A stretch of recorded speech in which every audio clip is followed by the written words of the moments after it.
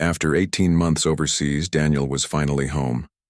The deployment had been long and exhausting, but now he could focus on settling into his new house. It was a nice 2-story place in a quiet neighborhood, nothing fancy, but it had everything he needed. The best part was the long driveway that led to a detached garage in the back, perfect for his projects and hobbies. He'd been looking forward to this for months. No more sand, no more constant alerts, just regular American suburban life. Mowing the lawn, fixing things around the house, maybe grilling on weekends. Simple stuff that most people took for granted, but felt like luxury to him after where he'd been. The first few days were peaceful. He unpacked boxes, arranged furniture, and got familiar with the neighborhood. Kids rode bikes down the street. People walked their dogs, and everyone seemed friendly enough. He'd wave to neighbors as they passed, and they'd wave back. Normal, quiet. Exactly what he wanted. Then he met Patricia. She showed up on his doorstep on day 4, holding a basket of muffins and wearing a smile that seemed a bit too rehearsed. She was probably in her late 50s with perfectly styled hair and the kind of outfit that looked like it took an hour to put together just to walk next door. "Welcome to the neighborhood," she announced, thrusting the basket toward him. "I'm Patricia Henderson, and I live right next door. I'm also the neighborhood watch coordinator, so if you ever need anything or have questions about how things work around here, I'm your go-to person." Daniel thanked her for the muffins and introduced himself. He kept it simple, just his first name, and mentioned he'd been away for work. When she asked what he did, he gave his standard vague answer: logistics and operations. Technical enough to sound boring, which usually made people stop asking questions. But Patricia wasn't most people. She pressed for details. What company? What kind of logistics? Where was he traveling? Daniel stayed polite but kept his answers short. Years of operational security training made him careful about what information he shared, especially with people he'd just met. Patricia seemed slightly disappointed that he wasn't more forthcoming, but she quickly shifted to telling him about the neighborhood. She explained which day trash went out, which lawn service most people used, and how the HOA preferred things to look. She mentioned community standards at least 5 times in 10 minutes. "We pride ourselves on keeping this neighborhood pristine," she said, looking around his yard with an assessing eye. "Everyone does their part.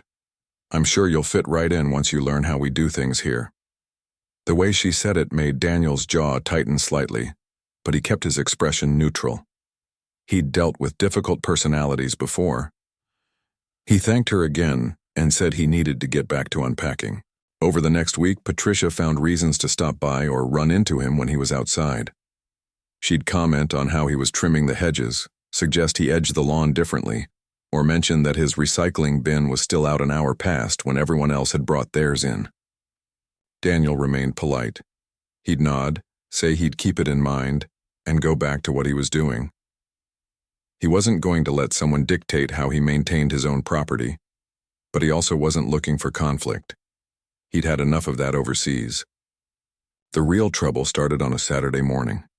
Daniel was planning to organize his garage and work on some home improvement projects. He had lumber and supplies being delivered, so he parked his pickup truck at the end of his driveway close to the street. It was still completely on his property, not blocking the sidewalk or road, just positioned where he could easily load and unload materials. He was carrying in the second load of wood planks when Patricia appeared at the property line. "Excuse me," she called out, her voice sharp. "You can't park there." Daniel set down the wood and walked over, wiping sawdust off his hands. "Morning, Patricia.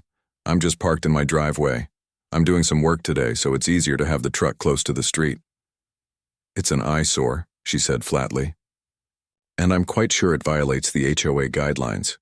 Vehicles are supposed to be parked in garages or at the very back of driveways." Daniel had read through all his HOA paperwork when he bought the house. There was nothing about where you could park on your own driveway. "I don't think there's any rule about that," he said calmly. "And it's temporary, just for today while I'm working." Patricia's lips pressed into a thin line. "I've lived here for 15 years. I think I know the rules better than someone who just moved in. That truck needs to be moved." "It's my property, Patricia, and I'm not blocking anything." "We'll see about that," she muttered before turning on her heel and marching back to her house. Daniel watched her go, a sinking feeling in his stomach. He recognized that tone, that body language. This wasn't going to be the end of it. He went back to his project, hoping she'd cool off and realize she was overreacting. But even as he worked, he couldn't shake the feeling that Patricia was watching from her window. Over the next couple of weeks, things got stranger. He'd find notes tucked under his windshield wiper when his truck was in the driveway. Passive-aggressive little messages about neighborhood aesthetics and property values and being considerate of long-term residents. One note even said, new neighbors should take time to learn and respect established community norms before making changes. Daniel kept every note. Old habits from his military career, document everything. He also took photos of where his truck was parked, showing clearly that it was on his property and not blocking anything. He tried talking to Patricia again, catching her one afternoon when she was checking her mailbox. He approached with his hands visible, body language open and non-threatening. Years of training in de-escalation. Patricia, can we talk about the parking situation? I feel like there's been a misunderstanding. She barely looked at him. There's no misunderstanding. You're violating community standards. If you can't follow simple rules, perhaps you should reconsider living in a neighborhood with standards. I've checked the HOA documents. There's no rule about where I can park on my own driveway. The rules aren't always written down, she snapped. Some things are just understood by people who've been part of a community for years. Maybe if you were around more instead of constantly traveling for work, you'd understand that. Daniel took a deep breath. I'm not trying to cause problems, I just want to use my own property reasonably. Then act reasonably, Patricia said coldly, before walking away. That weekend, Daniel was washing his truck in the driveway when a police car pulled up. A young officer got out, looking slightly uncomfortable. Afternoon, sir. We got a call about a vehicle blocking the street? Daniel gestured to his truck, clearly in his driveway. That would be my truck, officer. As you can see, it's not blocking anything. The officer looked, made a note, and nodded. Yeah, you're fine. Sorry to bother you. We have to respond to calls, but you're not doing anything wrong. Can I ask who called? The officer hesitated. The caller reported concerns about access and safety, but I can see that's not an issue here. Have a good day, sir. Daniel knew exactly who had called, and he knew this was just the beginning. He stood in his driveway after the officer left, looking at his modest home, his legally parked truck, and wondering what he'd gotten himself into. He'd survived dangerous situations overseas, but somehow a suburban neighbor with too much time on her hands was turning into his newest challenge. The worst part was knowing he had to stay calm and play by the rules. That's how these things worked. Document everything, stay legal, don't escalate. Let the system work. But patience had its limits, and Daniel could feel his starting to wear thin. The police visit should have been the wake-up call for Patricia. Most reasonable people would have backed off after the cops confirmed everything was legal. But Patricia wasn't most people. Instead, she seemed to take it as a personal challenge. The morning after the police visit, Daniel found another note on his windshield. This one was longer, typed out and printed on cream-colored paper with a little flower border. It looked official even though it absolutely wasn't. Dear resident, it began as if she was writing to a stranger instead of her next-door neighbor. Multiple community members have expressed concerns about your parking habits. While you may believe you are within your rights, please be aware that your choices affect property values and the overall character of our established neighborhood. We ask that you be more considerate moving forward. It was signed Neighborhood Watch Committee, even though Patricia was the only person on any such committee, if it even officially existed. Daniel crumpled the note and tossed it in his truck. He had better things to do than play these games. He had a job that actually mattered, responsibilities that made suburban parking disputes seem absurdly petty. But the notes kept coming. At least twice a week there'd be something new. The tone shifted from passive-aggressive to outright accusatory. One claimed his excessive truck parking was causing stress to elderly residents. Another suggested his frequent absences made him a questionable presence in the neighborhood. That one got under his skin. He wasn't some drifter. He'd bought this house with money saved over years of service. He paid his taxes, maintained his property, and bothered nobody. The fact that he couldn't explain where he went or what he did was for everyone's safety, including Patricia's, but of course he couldn't tell her that. Other neighbors started acting weird around him too. He'd noticed people glancing at his house, whispering. A couple who used to wave when he was outside now just hurried past. The guy across the street, Tom, who'd been friendly before, seemed suddenly distant. Daniel eventually cornered Tom one evening when he was taking out the trash. "Hey, Tom, can I ask you something? Have I done something to offend people around here?" Tom looked uncomfortable, shifting his weight from foot to foot. "Look, man, I don't want to get involved.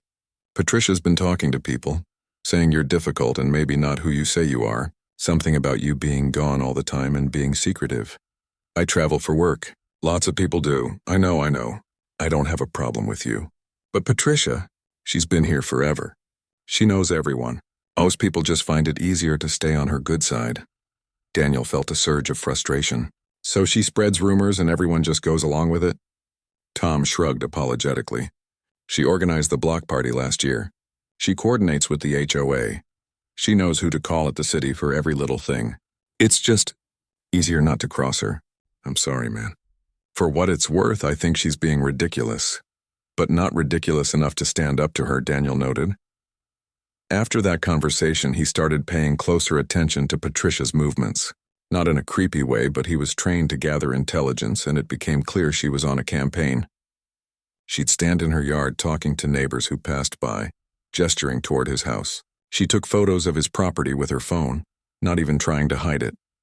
The second police visit happened 3 weeks after the first. Different officers this time, responding to another call about parking. Again, they confirmed everything was legal. Again, they left with apologetic shrugs. "Ma'am," Daniel heard one officer say to Patricia as she stood on her porch watching, "we've been out here twice now. His vehicle is legally parked on his private property. If you continue to call about this, it could be considered misuse of emergency services." Patricia's face went red, but she didn't back down. "I'm reporting legitimate concerns. It's your job to respond." The officer didn't argue further, but Daniel could see the frustration in his body language. After they left, Daniel went back to his garage project, but his hands were shaking slightly as he measured wood. This was getting out of hand. He'd dealt with actual threats overseas, people who wanted him dead, and he'd stayed calm. But this relentless, petty harassment was hitting different nerves. It was the unfairness of it. The powerlessness of knowing that telling the truth would violate security protocols. The frustration of being villainized in a place that was supposed to be home. He called his brother that night, needing to vent to someone who'd understand. "She's calling the cops on you for parking in your own driveway?" his brother said, incredulous. "Second time now. Can't you just tell people what you do? Shut her down? You know I can't do that." "Operational security isn't optional," his brother sighed. "This is insane. You're overseas dealing with actual dangerous situations and you come home to this?" "Yeah, well, apparently suburban warfare is a thing. Have you thought about talking to a lawyer? Harassment, defamation, something like that?" Daniel had thought about it, but lawyers meant escalation, costs, time, and more attention. He just wanted to live quietly. "I'm hoping she'll get bored and move on." Doesn't sound like the type who gets bored. His brother was right. The following Saturday, Daniel was outside working on building storage shelves in his garage. It was a warm day, and he had his truck positioned at the end of the driveway again, making it easy to move materials back and forth. He'd been working for about 2 hours when he heard the click-click of heels on pavement. Patricia marched across the grass between their properties, her face already set in angry lines. "This is unacceptable," she announced before she even reached him. Daniel set down his drill and turned to face her, keeping his expression neutral. "Good morning, Patricia." "Don't good morning me. That truck has been parked there for hours. It's Saturday. People are trying to enjoy their weekend without eyesores ruining the view. It's my driveway. I'm working on my garage. The truck is positioned where it's most convenient." "Convenient for you. What about the rest of us who have to look at it?" Daniel took a slow breath. "Stay calm, don't escalate. Patricia, I've checked the HOA rules multiple times. There's nothing that says I can't park here. The police have confirmed twice that I'm not doing anything illegal. I'm not blocking traffic, the sidewalk, or anyone's access." "This is my property. You're impossible," she snapped. "You move into this neighborhood and immediately disrespect everyone who's been here for years.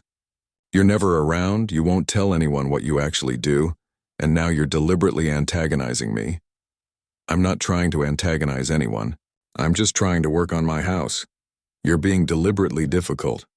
Everyone can see it, and your attitude shows a complete lack of respect for this community. Daniel felt his jaw tighten. He'd been calm. He'd been patient. He'd followed every rule, documented everything, stayed professional. And still this woman was standing on his property, calling him disrespectful. Patricia, I need you to leave my property now. I'm not going to have this argument again. Oh, you're ordering me around now. That's rich. You know what? I'm calling the police again. Because this is harassment. And you need to learn that actions have consequences. Go ahead, Daniel said quietly. It was the wrong thing to say, or maybe the right thing, depending on how you looked at it. Patricia's eyes lit up with vindication, like she'd been waiting for him to give her permission. She pulled out her phone right there and dialed. Daniel turned back to his project, trying to ignore her, but he could hear every word of her dramatic performance. Yes, I need to report a hostile neighbor. Yes, I've called before, but it's gotten worse. He's being aggressive and intimidating. He has a large vehicle blocking the area, and when I asked him politely to move it, he became confrontational. Yes, I feel unsafe. Please send someone quickly. Daniel stopped working and stood still, hands at his sides. He knew how this worked. She was creating a narrative, painting him as aggressive, potentially dangerous. When the cops showed up, they'd be expecting trouble. He needed to stay calm, controlled, completely non-threatening. Even though every part of him wanted to call her out on the lies, he knew that would only make things worse. So he stood in his driveway, covered in sawdust, and waited for the police to arrive for the third time in a month. Waited to defend himself again for the crime of using his own property. Waited to prove once more that he wasn't the problem. Patricia stood on her lawn, arms crossed, playing the victim perfectly. And Daniel realized that this wasn't going to end until something forced it to end. He just hoped that whatever came next wouldn't make everything worse. The patrol cars arrived faster than Daniel expected. 2 of them, pulling up with enough presence to make neighbors start peeking out their windows and coming onto their porches. Exactly what Patricia wanted, he realized. An audience. Patricia immediately rushed toward the officers as they got out of their vehicles, her hand pressed dramatically to her chest. Daniel could hear her voice, higher pitched than usual, trembling with practiced distress. Thank goodness you're here. I've been so frightened. He's been out here all morning with that truck, and when I simply asked him to be considerate, he became hostile. I don't feel safe in my own home anymore. Daniel stayed where he was in his driveway, keeping his hands visible at his sides. He'd been in enough tense situations to know that sudden movements and aggression only made things worse. He watched the officers approach, both of them looking alert and cautious. One was older, probably in his 40s, with dark hair going gray at the temples. His nameplate read Torres. The younger one, maybe mid-20s, kept his hand near his belt as they walked toward the scene. Patricia kept talking, gesturing wildly toward Daniel. This has been going on for weeks.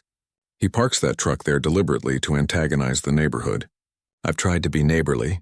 I've tried to explain our community standards, but he refuses to listen. And today, when I approached him peacefully, he told me to get off his property in a threatening manner. The officers reached Daniel first. He noted they were positioned carefully, able to see both him and Patricia. Smart positioning, professional. Sir, can you tell us what's going on here? Torres asked, his voice neutral but firm. Good afternoon, officers, Daniel said calmly. I'm working on organizing my garage today. My truck is parked in my driveway on my property to make it easier to move materials. My neighbor has called several times about my parking over the past few weeks. This is the 3rd police visit. He's being hostile, Patricia called from behind them. Don't let him manipulate you with that calm act. He's been difficult from the moment he moved in. Torres held up a hand toward Patricia, then turned back to Daniel. Do you live here, sir? Yes, I bought this house 3 months ago. And the truck? Mine. Registered, insured, parked on my private property. The younger officer walked around the truck, checking its position relative to the street and sidewalk. Torres stayed with Daniel, studying him with an expression that was shifting from cautious to something else. Something Daniel couldn't quite read. Have you been having ongoing issues with your neighbor? Torres asked. She's been leaving notes on my truck, complaining about where I park on my own driveway. talking to other neighbors about me. And yes, this is the third time police have been called. The previous 2 times officers confirmed I wasn't doing anything wrong. Torres's eyes narrowed slightly. He tilted his head, looking at Daniel more closely. Sir, have we met before? Daniel met his gaze steadily. I don't believe so, officer. But Torres was still staring, and Daniel could see the moment recognition clicked into place. The officer's eyes widened slightly, and his posture changed. It was subtle, but Daniel noticed. Years of reading people made him sensitive to these shifts. Wait, Torres said slowly. Sir, Colonel Richardson? The words hung in the air for a moment. Patricia, who had been continuing her dramatic explanation to the younger officer, stopped mid-sentence. Several neighbors who'd been watching from their yards took a step closer, trying to hear better. Daniel held Torres's gaze and gave a slight nod. Sergeant Torres. Torres straightened unconsciously, the muscle memory of military bearing kicking in despite being in civilian police uniform. The younger officer looked confused, glancing between his partner and Daniel. I didn't... Torres started, then seemed to gather himself. Colonel, I'm sorry, I didn't recognize you at first. You're out of uniform. Obviously, Daniel said with a slight smile that didn't quite reach his eyes. Patricia's face had gone through several color changes, finally settling on a pale white. Colonel, you said you worked in logistics. Daniel turned to look at her, his expression unchanged. I do work in logistics. Military logistics. Strategic operations. Supply chain management for deployed units. I never lied. I just don't typically announce my rank to neighbors I've just met. Torres cleared his throat. Ma'am, for context, Colonel Richardson was the commanding officer of a joint task force that worked with our department about 3 years ago. Counterterrorism coordination. He's...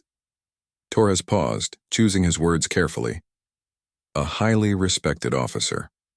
The younger officer, whose nameplate read Davidson, was looking at Daniel with new eyes. Sir, just to confirm for the report, you're active duty military? 22 years of service, Daniel confirmed. Currently stationed at Fort Bragg when I'm not deployed. This house is my primary residence. Patricia's mouth opened and closed several times. The confidence and righteous anger she'd displayed moments ago had evaporated. I didn't know. You should have said something. Why would my occupation matter? Daniel asked, his voice still calm but with an edge now. The law is the law. My truck is legally parked on my property, whether I'm a colonel, a teacher, or an accountant. You've called the police 3 times for something that isn't illegal. You've harassed me for weeks. You've spread rumors to my neighbors about me being suspicious because I travel for work. My rank doesn't change any of that. Torres walked over to the truck, examining its position. Davidson pulled out his tablet and started pulling up something. After a moment, he spoke up. Sir, I'm seeing 2 previous calls to this address. Both were for vehicle parking complaints. Both were cleared as unfounded. Torres nodded, then turned to Patricia with a much more serious expression. Ma'am, I need to explain something to you. Filing false police reports is a crime. Misusing emergency services is a crime. We've responded 3 times now to complaints that have no legal basis. The colonel's vehicle is parked entirely on his private property. It's not blocking any public access, any sight lines, or creating any safety hazard.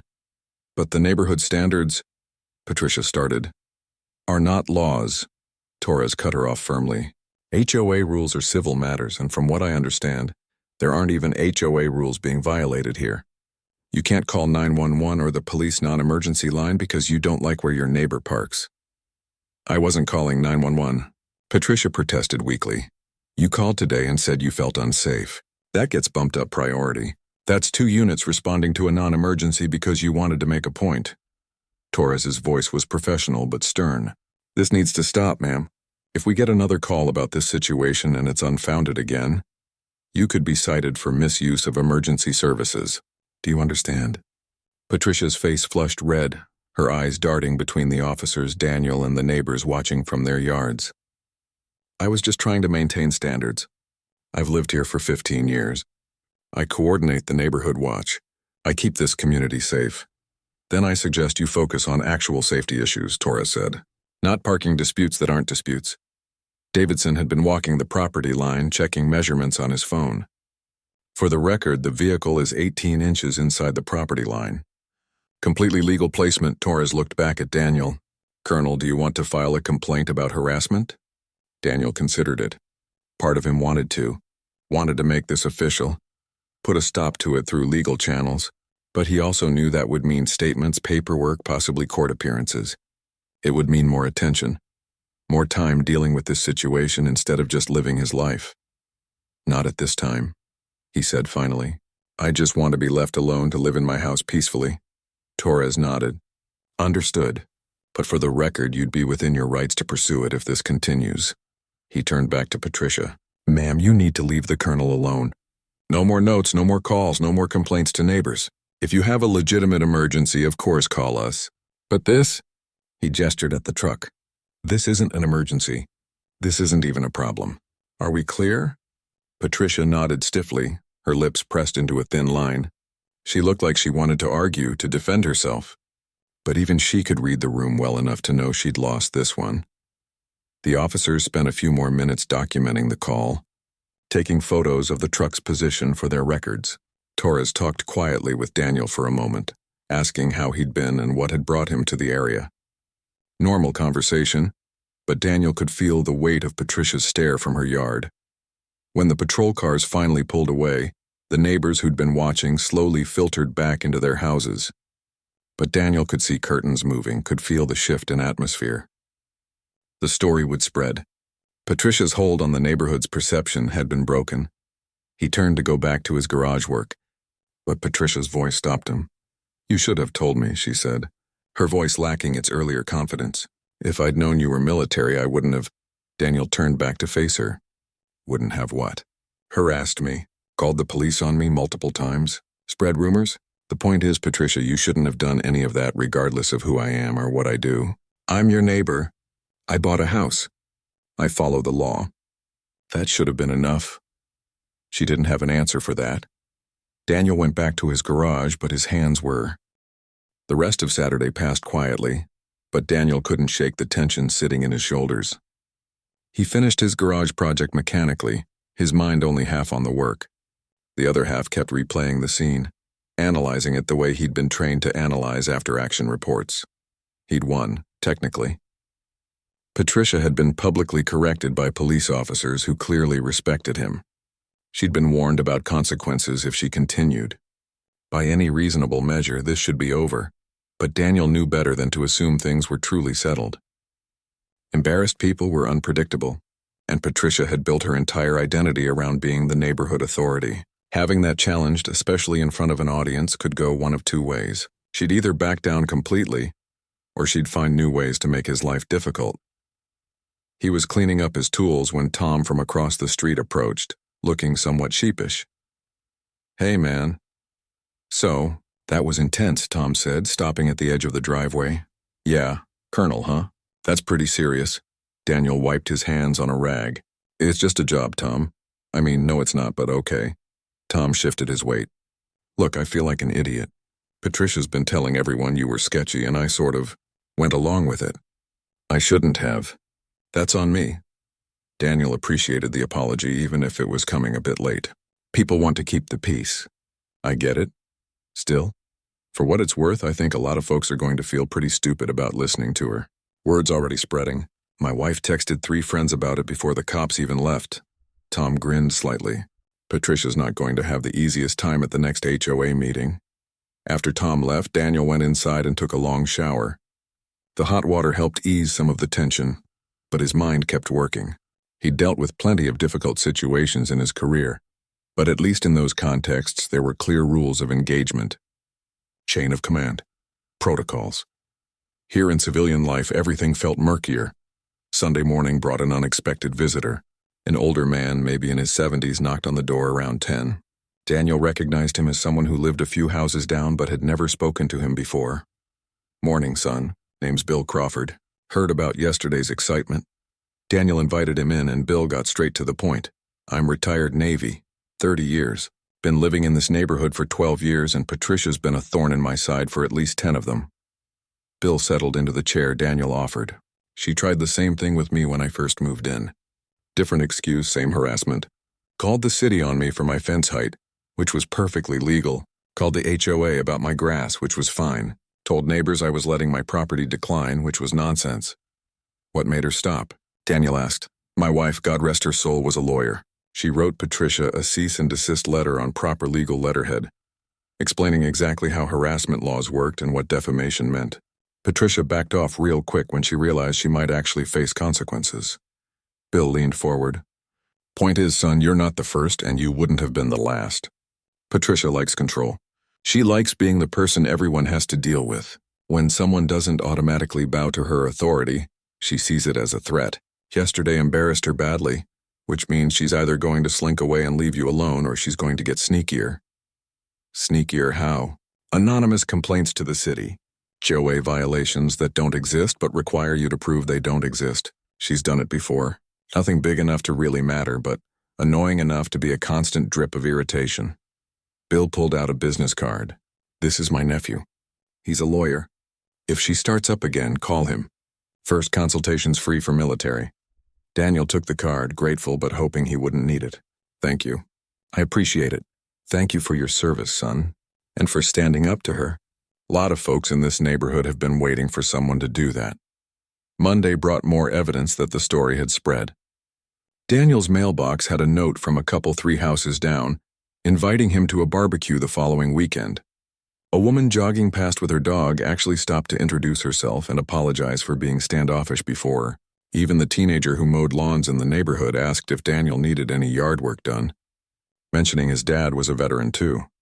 It was almost surreal how quickly the neighborhood's attitude shifted once they knew what he did. Daniel wasn't entirely comfortable with it. He didn't want to be treated differently because of his rank. He just wanted to be a normal neighbor. But he also couldn't deny it was better than being treated like a suspicious outsider. Patricia, for her part, seemed to have gone into hiding. Her car stayed in her garage. Her curtains remained drawn.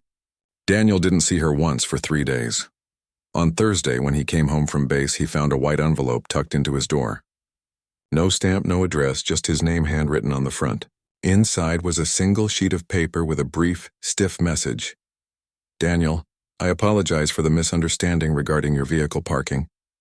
I was acting in what I believed were the neighborhood's best interests, but I recognize now that I was mistaken about the rules.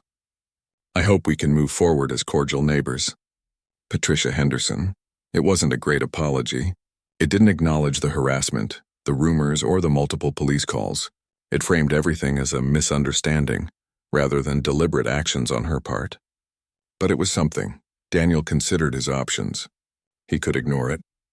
He could respond pointing out everything wrong with the apology, or he could accept it at face value and see if she actually meant it.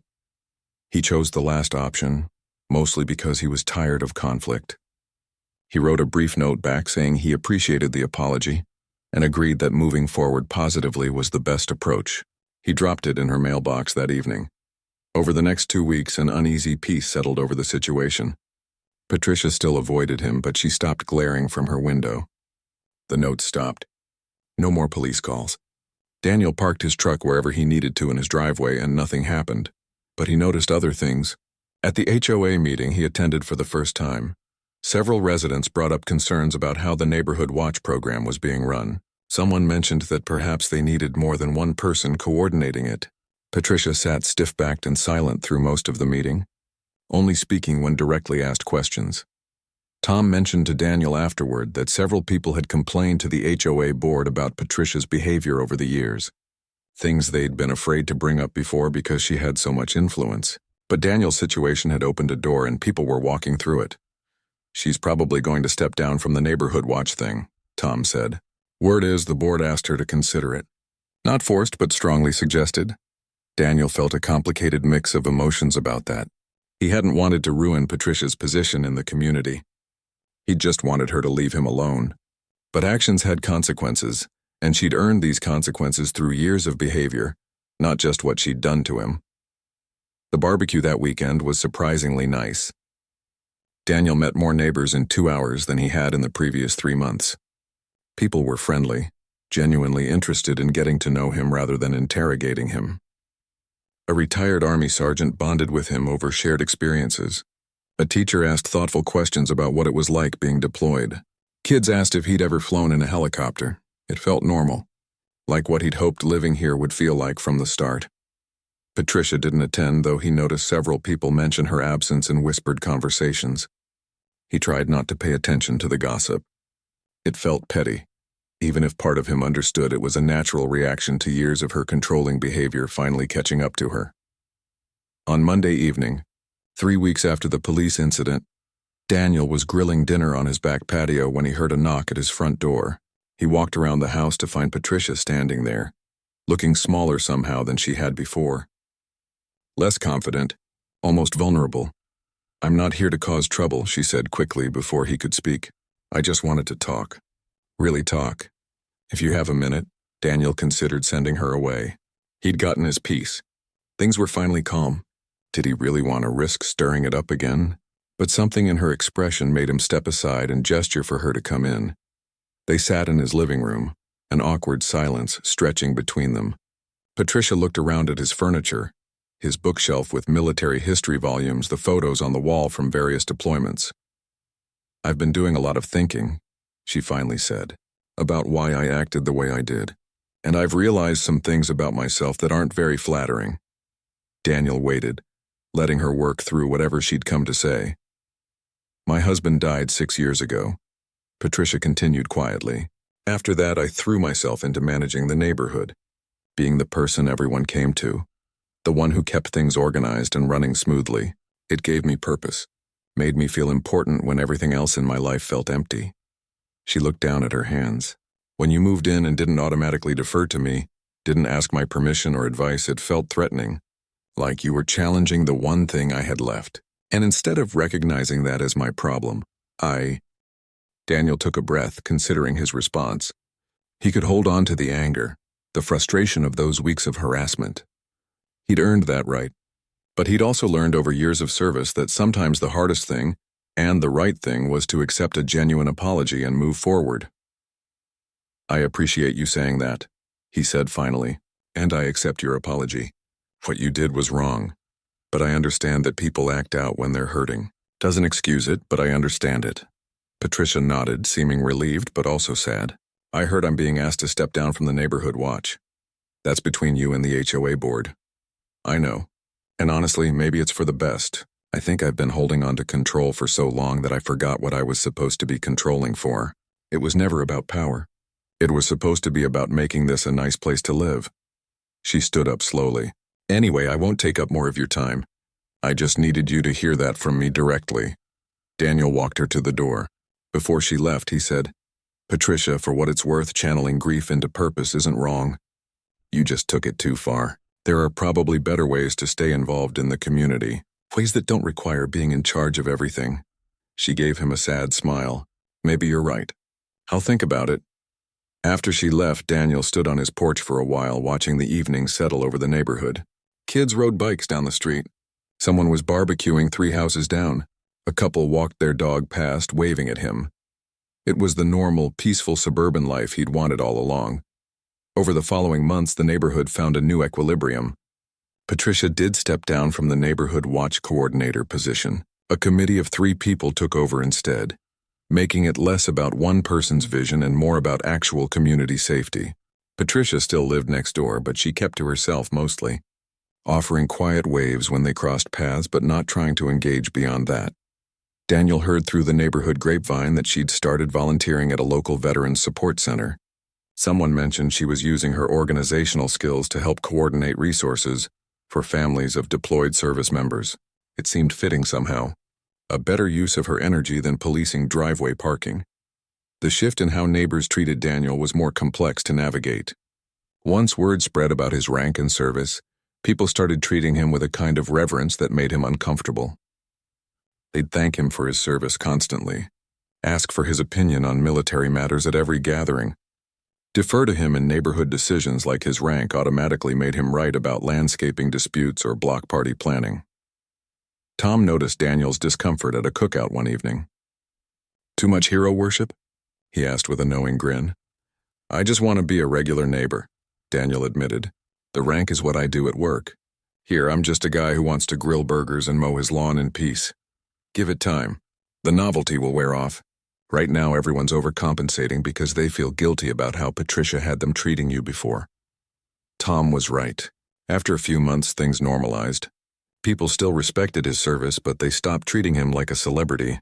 He became just Daniel, the quiet guy in the blue house who was handy with tools and always willing to help neighbors with home projects.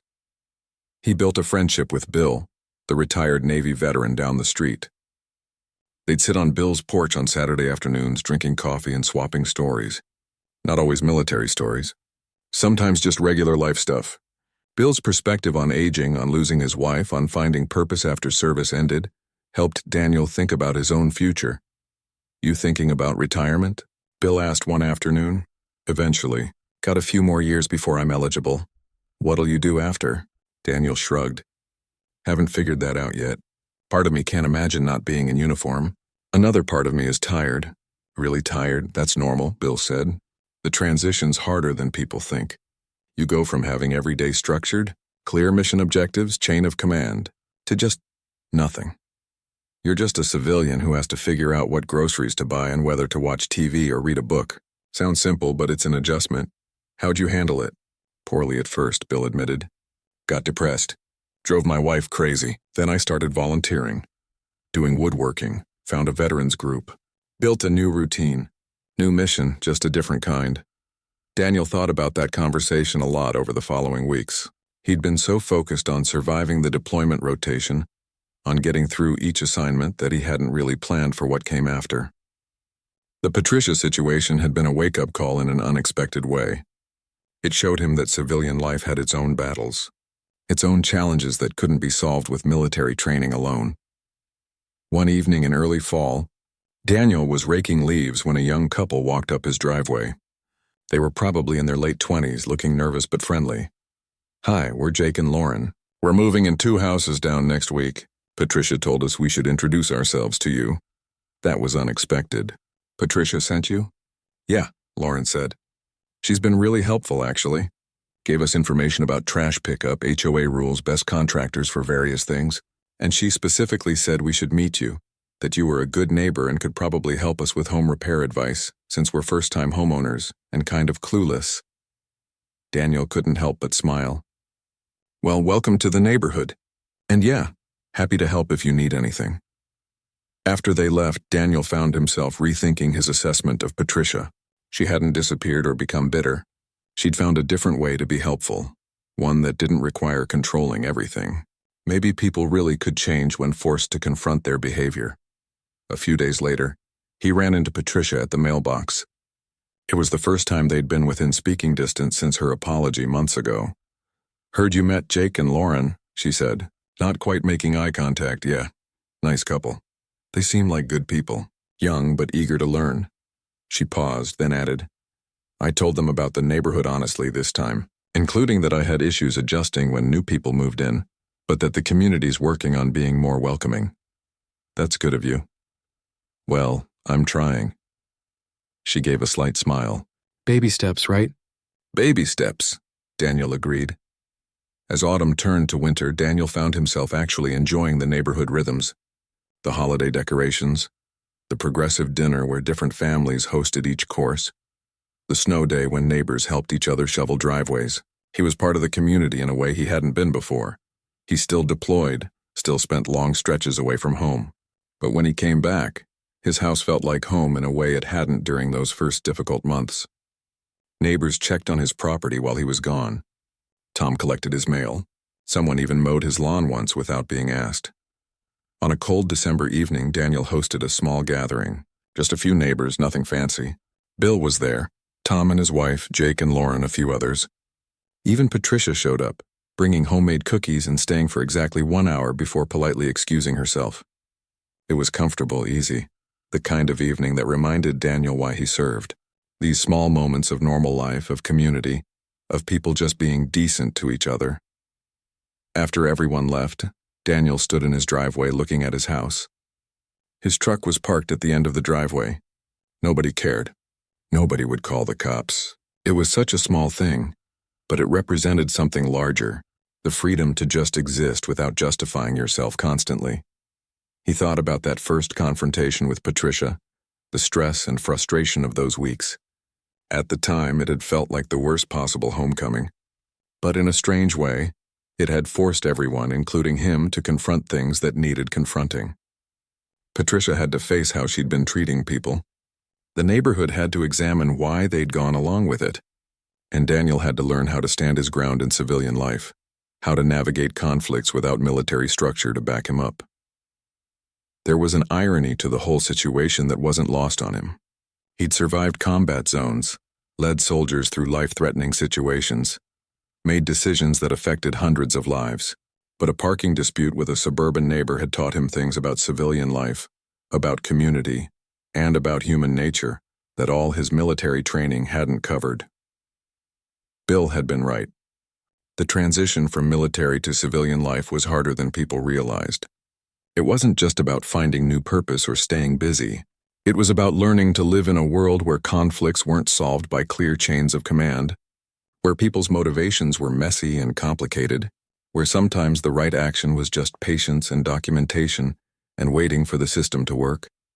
The Patricia situation had taught him that sometimes the battle wasn't about winning or losing.